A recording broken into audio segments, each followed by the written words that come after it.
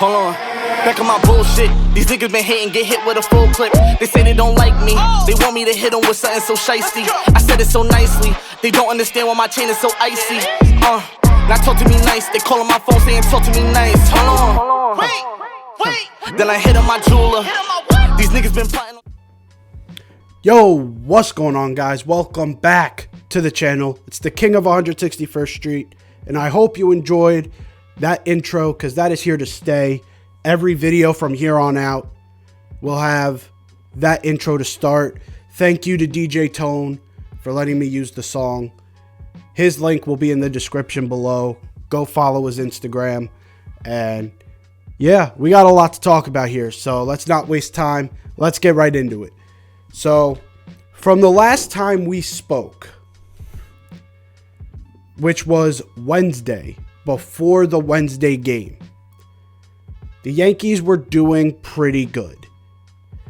I had a lot of issues with the way people were discussing Hicks and the way people were not discussing the fact that Higashioka has been shit.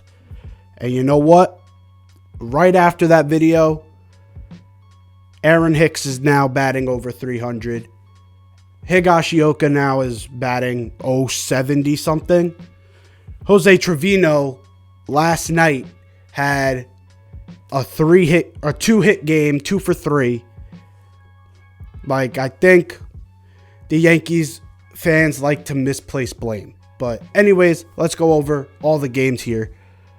Wednesday's game, although it was very frustrating, the way Vladimir Guerrero Jr. hit, it gave me confidence. The way we played in that game gave me a lot of confidence. Because if Vladimir Guerrero Jr. did not exist, Garrett Cole pitches a shutout. And I know you guys are going to say, like, well, Vladimir Guerrero is a player. He's one of the best and he's getting shelled. Players like Vladimir Guerrero, who are once in a generation. That's what Vladimir Guerrero is. That's once in a generation power. Sometimes, like Garrett Cole did, you just have to tip your cap. Sometimes there's nothing more you can do. Like, take a look at the second home run. Like, when you're done watching this video, go on to MLB Network, go on the MLB.com, and look up Vladimir Guerrero's second home run in that game, since he had 3. That second one, if you look at that pitch and see where it is, I could argue that pitch might have hit him if he let that go through. If he let that come more in, that looked like it could have borderline hit him. And he was able to pull his barrel in far enough on 95 miles an hour to hit it into the bleachers. Those you cannot blame Garrett Cole for. Garrett Cole had a good performance. It was Vladimir Guerrero Jr. who just had a monster night for a once-in-a-generation player. And I loved that off of the double Vlad got.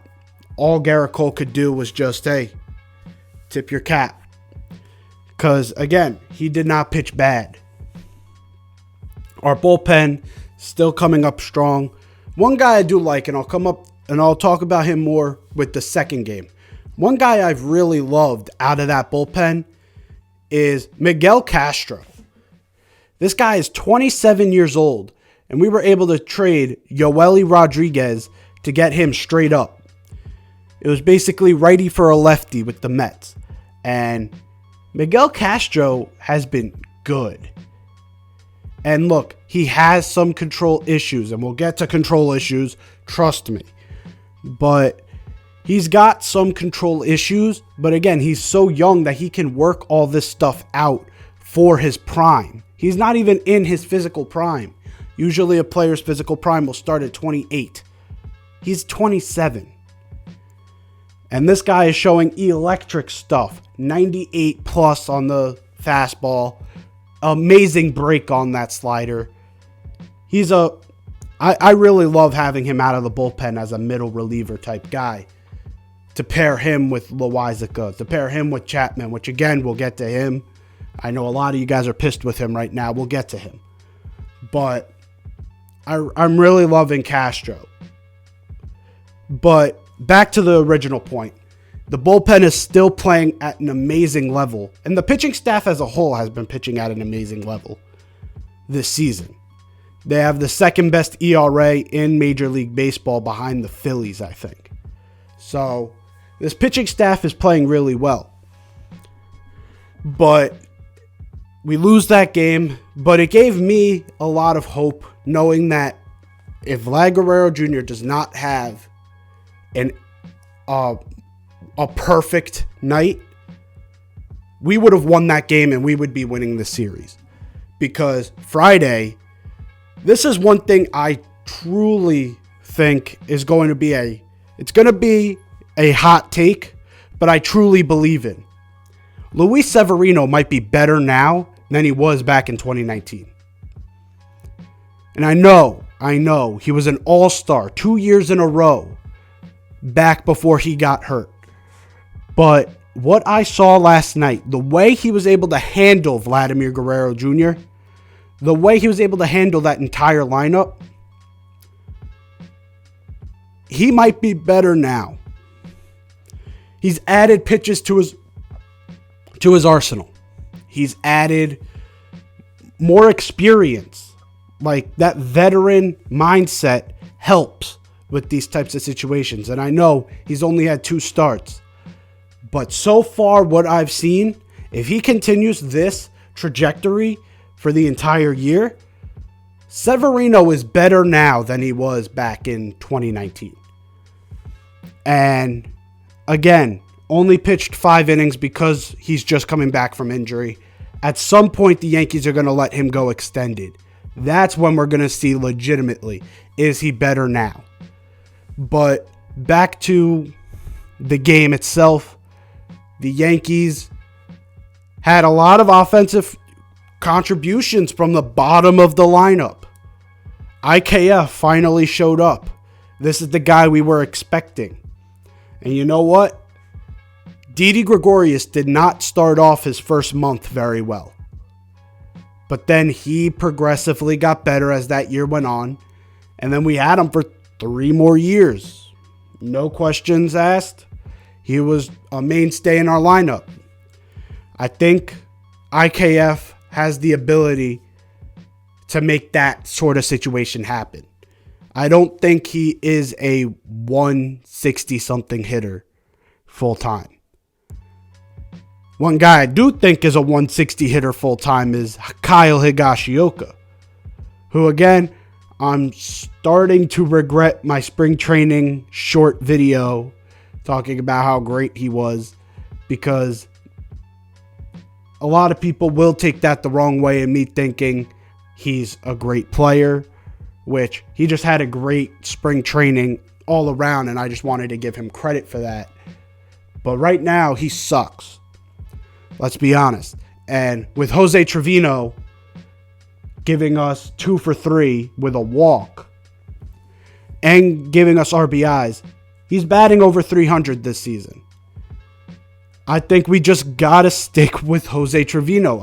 There's not much of a defensive shift when it goes to go from Trevino to Higgy. There's not. And Trevino is in the top 99th percentile in framing. So Trevino should be in our lineup full time. But the Yankees organization is the Yankees organization. They're always going to give their guys that they want to give. They're going to give them as much opportunity as possible. We saw it with Tyler Wade. There were guys on our bench that we thought could be better than Tyler Wade, but Tyler Wade always got that opportunity until finally they gave up. And I think the same thing is about to happen with Higgy, and that's the one thing that could hinder us, because we need hitting top to bottom. And I know IKF wasn't giving us much, but Higashioka is giving us little to nothing. Nothing. So, seriously, I think Jose Trevino should be our starter until maybe a Cole day, since Cole really loves having Higgy behind the plate. Have Higgy play once a week with Cole, then Trevino the rest of the way. Because I hate that Yankees fans got on Gary for not hitting as consistently as 2016 and not having the best defense. But he still was able to hit over 200. He was still able to give you 20 plus homers a year, even with that 200 batting average. Higashioka has given us nothing. And I'm not just saying this for this season. This is 3 years back.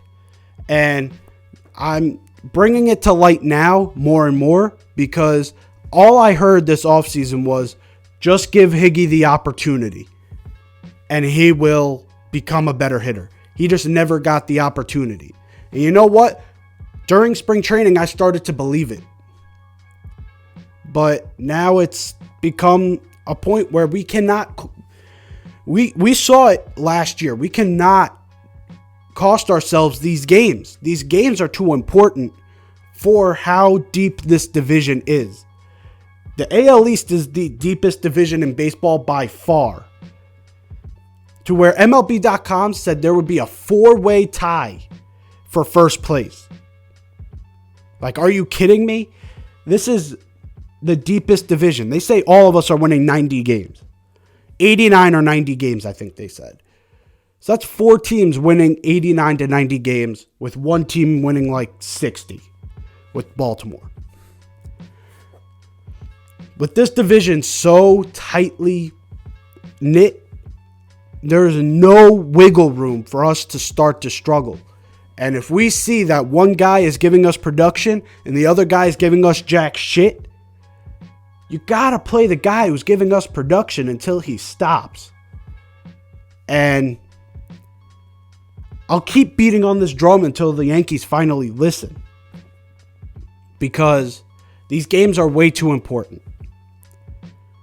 But we split the series. Bullpen plays great. I'm going to talk about Chapman now. I think people are going a little too hard on Chapman. Look, we know what we signed up for when we got him. We signed up for a guy who is dominant at times and at times can get wild. And I think Yankee fans love to compare him to Mo. And you just can't do that. One, because they have different skill sets. That's for one. Mariano did not have the velocity that Chapman has. And Chapman doesn't have the control. And so they got different skill sets. You can't compare them to each other when they got completely different styles of pitching. And also, the reason you can't compare them is because Mo is not just good. Mo was not just great. Mo was not just amazing. Mo was the GOAT at closing. He was the GOAT at closing. So for us to say because Chapman is not as dominant as Mo, he sucks, is ridiculous to me. At some point, you gotta give a guy a fair shake. And I think this is one of those situations where Chapman isn't getting the fairest of shakes. Last night was bad. I'll admit. Last night was bad. It was not good. Walking 3 batters with no outs. Michael King, I do have to give him all the credit in the world. What a resurgence to his career he has had. His first couple years, he was supposed to be a starter, supposed to be one of our guys in the rotation. And he sort of crapped out. Thought he would be stuck in the minors. But now he's carved out himself a role in this bullpen where he is an important piece. And it proved it last night. Without him, we might have lost that game and we'd be having a totally different conversation right now. So, big props to Michael King, and I think that's where I'm going to leave it off.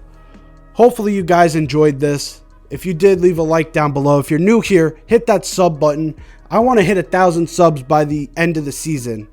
And I know we're a long ways away, but I really think we can do it. So please hit that sub button.